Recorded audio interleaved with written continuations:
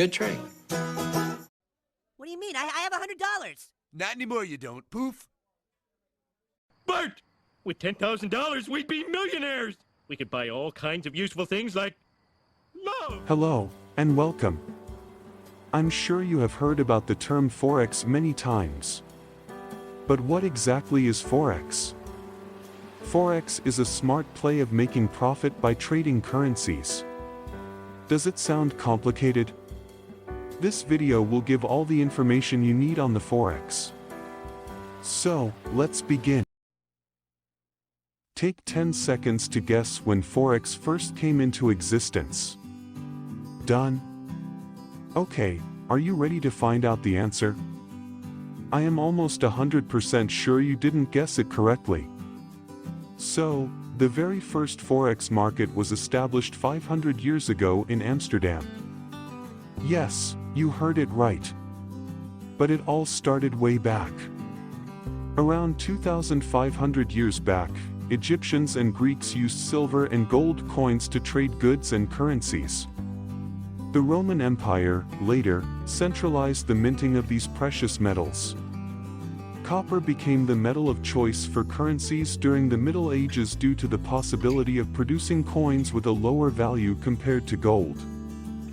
When Forex became a thing in Amsterdam, it was not long before it was known around the world, particularly because free currency had the power to stabilize currency exchange rates. By 1993, in a period of 10 years' time, Forex firms expanded from 3 to 71 in London alone. In 1996, when internet trading began, one can only imagine the exponential growth that occurred thereafter. Today, the Forex market is the largest financial market in the world with more than $5 trillion worth of trades made per day. The cool part is, now it is open 24 hours a day. Now that you have brief information about what all happened to make Forex trading what it is today, let's go over the elementary components of Forex trading. There are two important aspects when it comes to Forex trading. You can say these are the backbones of a good trade. Firstly, you need to know how to navigate the Forex market.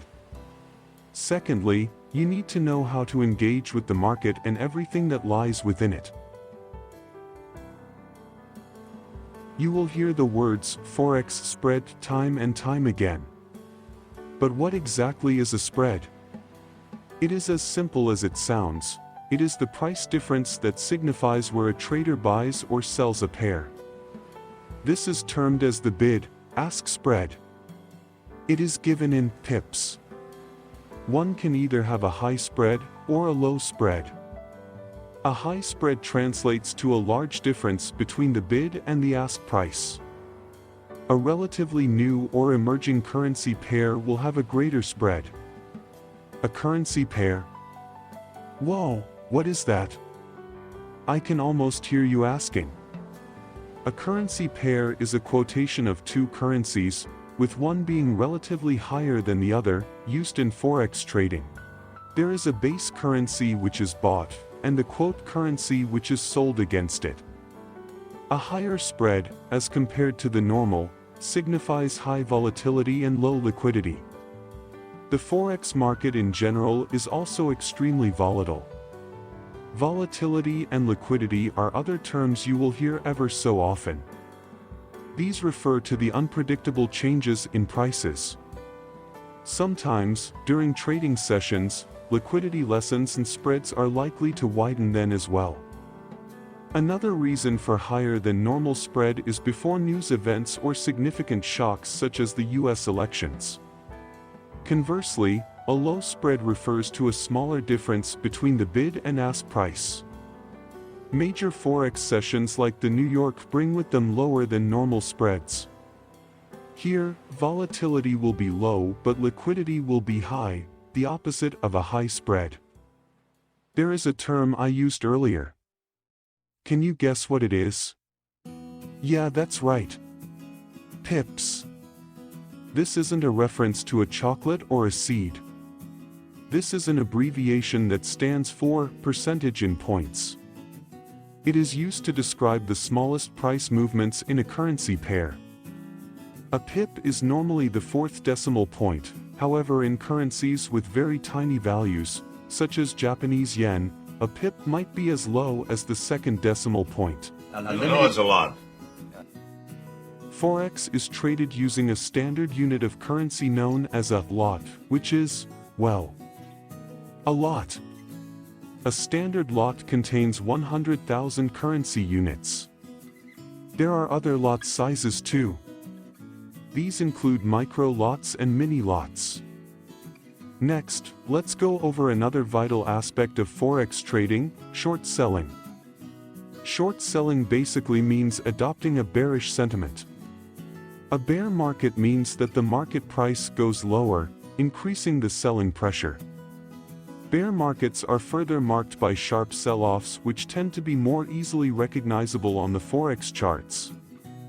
When you short sell a currency pair, it means you are selling the base currency and buying the quote currency with the expectation that the worth of the currency pair will fall. As advantageous as short sells can get, you should note some tips to avoid any pitfalls or risks of losing your trade. I hope you aren't too bored by all the facts and information. Trust me, the world of Forex is far more interesting than it might seem at face value. To conclude our navigation portion, let's breeze through some key points that will surely be of use if you decide to start trading by the time this video finishes.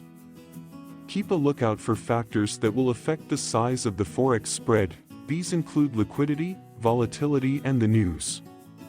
Choose currency pairs with high liquidity like Euro to US dollar, Pound sterling to US dollar to Japanese yen, and US dollar to Swiss franc, which, hence, have higher spreads. Now moving on to the engaging part of the Forex basics, the first thing you need to know is what leverage is. Leverage gives traders the opportunity to garner more exposure than what they are required to pay beyond their initial deposit or investment. To put it into perspective, this means that if you want to enter a position worth $10,000, you only need $1,000 in a 10-to-1 leverage scenario. However, it must be noted that gains as well as losses are significantly magnified with the use of leverage. Just like everything else in Forex, leverage too can have its negative effects. Making use of risk-to-reward ratio and determining effective risk management strategies can be of good use. The details of these strategies are not important to delineate right now, it is just relevant to understand that leverage is also a double-edged sword. Next, you need to know what margin trading is. You're probably thinking, wow, this is too much information. But a little goes a long way. The Forex margin is the minimum amount a trader needs in order to open a position. It is typically a percentage of the trade size or notional value of the Forex trade. Here's a fun fact: an increase in the required margin will decrease the leverage that is available to traders. Again, get on the safe side by understanding news and consequently, avoiding extreme volatile periods. Another important component in Forex is the concept of orders. There are several types of orders in Forex. Firstly, we have the most basic order known as the market order. Paying tribute to its name, these orders are traded at the market by entering at the current price. Next come another common order called entry orders. These can be set away from the market price, contrary to market orders. Then come limit orders, which can either be used to open a trade or to close it. Similarly, stop orders are also used to close a trade. This brings us to the end of this insightful discourse. I hope this gave you enough information and then some, about the absolute basics of Forex trading. The Forex market is giant and active 24 hours a day, 5 days a week, making it a trader's dream for swift execution and limitless trading chances. Newcomers who want to learn to trade Forex can learn a lot by using the educational content available online and offline, while seasoned professionals can always enhance their strategies.